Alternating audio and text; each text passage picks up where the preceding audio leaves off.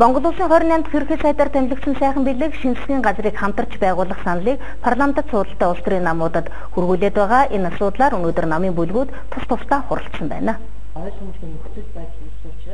Парламент судалтай улс төрийн намын эзлэгийн бүлгүүдтэй засгийн газрыг хамтарч байгуулах асуудлаар зөвшөөрлөх ажил өнөөдрөөс эхэлж байгааг ардчилсан намын бүлгийн дарга мэдгэлээ. Намын эрх ашигыг хойно гаргаад улс орны эрх ашигыг бодож ийм шийдэлд хүрсэн. Хуримтлагдсан олон асуудлыг шийдвэрлэх шаардлага, засаглалыг бэхжүүлэх, улс орны хэмжээний томоохон төслүүдийг амжилттай хэрэгжүүлэх, гацаанаас гаргахын тулд улс төрийн ойлголцол тогтвортой байдал хэрэгтэй. Иймдээ эдгээр асуудлыг амжилттай шийдвэрлэх хамгийн чухал өгтөр нөхцөлийг улс төрийн тогтвортой байдал, улсын хурлын дийлэх болгохын дэмжлэг хэмээн албан бичих дурдсан гэлээ.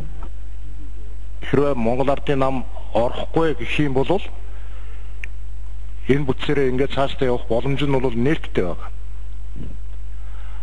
Боломж нээлттэй хэдий ч гэсэн бид нар улс орны чухал шаардлагатай хүлээгдэж байгаа асуудлуудыг шийдвэрлэхэд хүндрэл нөхцөл бололцоо үүснэ. Энээс үүссэн нөхцөл нь юу гэхээр энэ ард түмний эрх ашигт сөргөөр нөлөөлөх нөхцөл бололцоо өндөр байгаа учраас бид хамтрах зүйтэй гэж үзэж байгаа. Түүнээс биш өнөөдөр одоо цаашдаа ажиллах чадахгүй юм уу чадваргүй болсондоо асуудал тавьж байгаа юм биш. Монгол Ардын намын бүлэг ерөнхий сайд сайхан бэлгийн хүргүүлсэн хамтран засгийн газрыг байгуулах тухай албан бичгийн хариуг шууд өгөх боломжгүй гэж үзжээ.